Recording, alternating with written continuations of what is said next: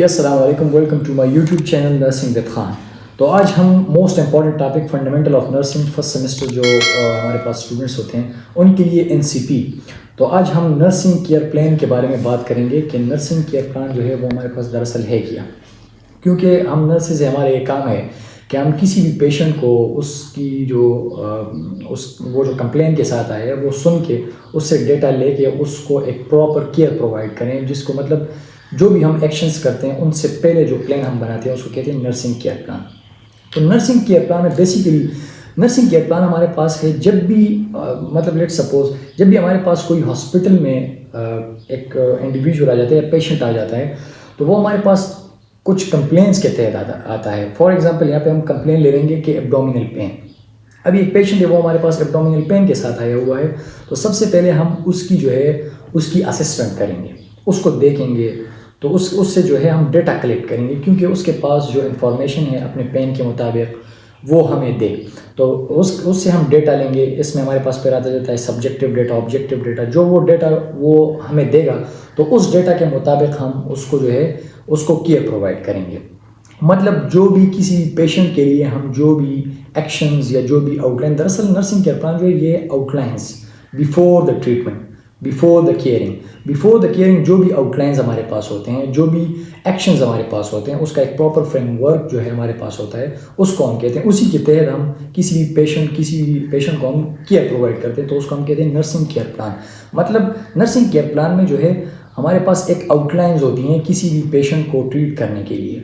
मतलब कौन से एक्शंस हम लेंगे, किस तरह की केयर हम प्रोवाइड करेंगे, या किस तरह कौन से एक्शन, कौन से इम्प्लीमेंटेशन, किस तरह डायग्नोजिंग, वो हमारे पास दरअसल में नर्सिंग केयर प्लान में आता है। तो ये नर्सिंग केयर प्लान जो है ये हम नर्सिंग प्रोसेसिंग के थ्रू करते हैं, नर्सिंग प्रोसेस के थ्रू। तो नर्सिंग प्रोसेस जो है इसके हमारे पास 5 स्टेप्स हैं। इन 5 स्टेप्स को मिला के, इन 5 स्टेप को देख के हम जो है नर्सिंग केयर प्लान बेसिकली बनाते हैं।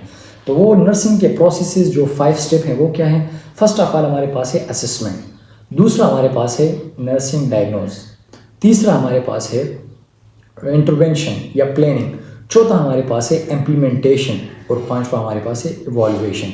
मतलब ये इन स्टेप्स को जो है हम मद्देनज़र रखते हुए किसी भी पेशेंट के लिए वो एक्शन जो हम लेंगे, जो हम इम्प्लीमेंट करेंगे, इन स्टेप्स को मद्देनज़र रखते हुए ये नर्सिंग केयर प्लान हम बनाएंगे। तो सबसे पहले आते हैं असेसमेंट की तरफ।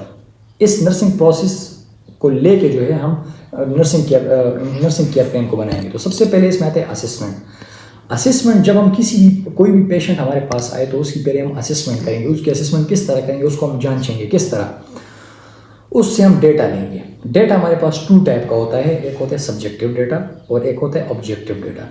सब्जेक्टिव डेटा हमारे पास वो डेटा होता है जो हमें पेशेंट जो है खुद बताए, इसको कहते हैं सब्जेक्टिव। जो वर्बली हमें वो खुद बताए उसको कहते हैं सब्जेक्टिव डेटा।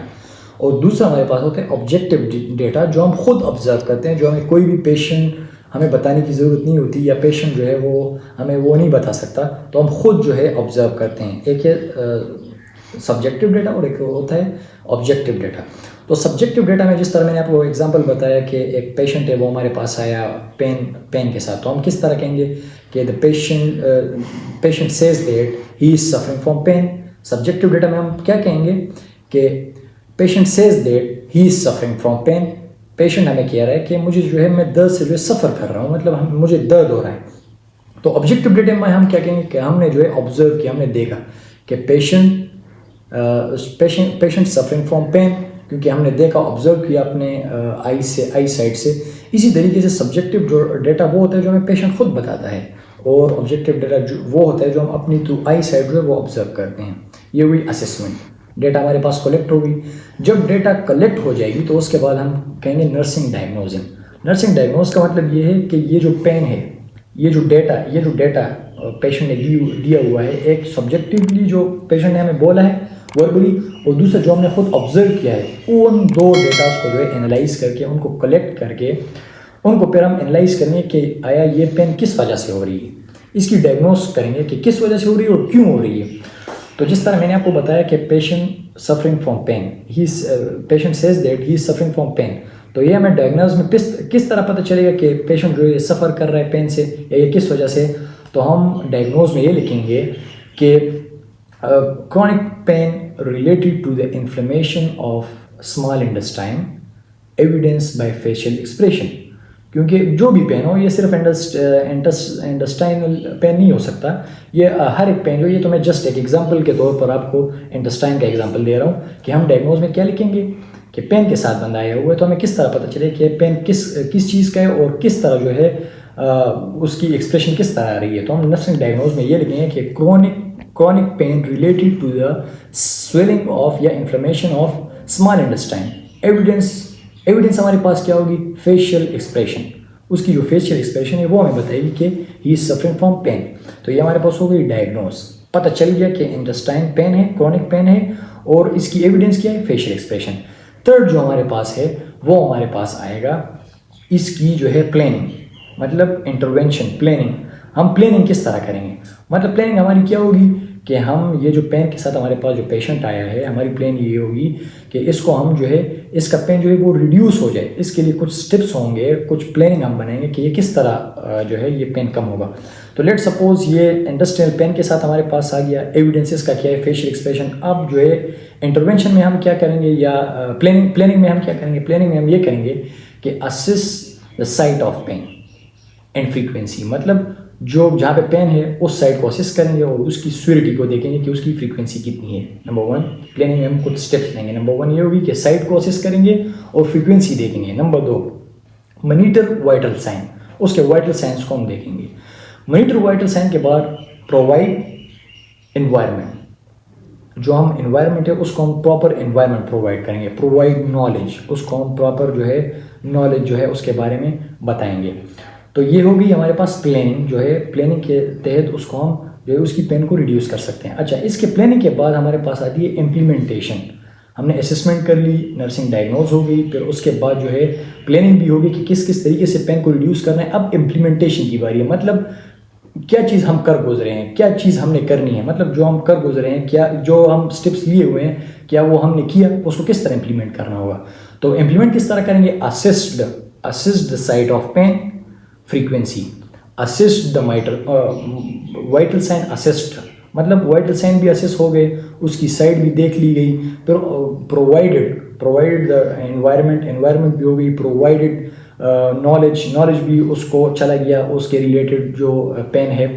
तो इस तरीके से ये होगी implementation, assist the site of pain, assist the severity, assist the frequency of pain and monitor vital sign. तो ये हमारे पास आ गई इम्प्लीमेंटेशन। अब इसके बाद आएंगी, इम्प्लीमेंटेशन के बाद हमारे पास आएंगी इवॉल्यूएशन, मतलब ये जो सारे स्टेप्स हमने कर दिए पेशेंट की वेल बीइंग के लिए, पेशेंट के पेन को रिलीव करने के लिए, क्या ये हमारे पास सक्सेसफुल हुआ या नहीं। इवॉल्यूएशन में जस्ट हम यही देखेंगे कि हमारे पास इफेक्टिव हुआ या नहीं। तो इवॉल्यूएशन में हमारे पास क्या आएगा कि द पेशेंट पेन जो है वो हमारे पास रिड्यूस हो गया और पेशेंट का पेन जो है वो रिलीव हो गया, या पेशेंट का पेन जो है वो कम हो गया। हमारा मकसद यही था ना, हमारा गोल यही था कि पेशेंट जो स्वेयर पेन के साथ आया हुआ है उसका पेन जो है वो कम हो जाए, या रिड्यूस हो जाए, या ख़त्म हो जाए। तो नर्सिंग केयर प्लान आपको समझ आ गई होगी, इस पिक्चर में भी आप देख सकते हैं कि नर्सिंग केयर प्लान में हमारे पास होते हैं 5 स्टेप्स। एक होती है असेसमेंट के थ्रू हम डेटा कलेक्ट करते हैं, सब्जेक्टिव ऑब्जेक्टिव। इसके बाद जो है वो है नर्सिंग डायग्नोज, हम डायग्नोज करते हैं कि किस वजह से जो पेन है, कहाँ से पेन है, किस तरह का पेन है। इसके बाद हम देखते हैं प्लानिंग या इंटरवेंशन, उसके लिए क्या प्लानिंग हम करेंगे, क्या इंटरवेंशन हम करते हैं। इसके बाद जो है फोर्थ जो हमारे पास है वो है इम्प्लीमेंटेशन, किस तरह इन चीज़ों को इम्प्लीमेंट करना है, जो हमने प्लानिंग की है, जो हमने नर्सिंग डायग्नोज किया, किस तरह इसको इम्प्लीमेंट करना है for the well being of a patient. इसके बाद है इवॉल्यूएशन, कि ये जो पिछले सारे 4 स्टेप्स जो हमने किए हैं क्या ये इफेक्टिव हो गए या इसी तरीके से चले गए। तो इवॉल्यूएशन में हम जस्ट यही देखेंगे कि हमारे पास जो है पेन रिड्यूस हुई या ख़त्म हुई कि नहीं।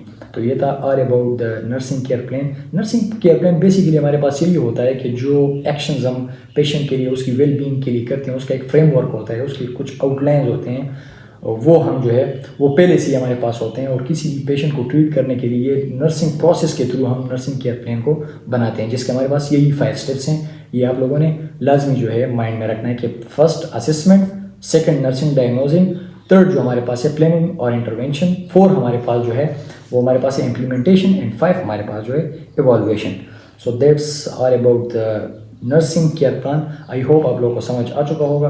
तो एट द एंड जो है हमारे नर्सिंग विद खान को सब्सक्राइब करें और बेल आइकन के बटन को प्रेस करें ताकि डेली बेसिस पे आपको लेक्चर जो है वो प्रोवाइड हो और आप उससे फ़ायदा हासिल कर सकें। अस्सलाम वालेकुम।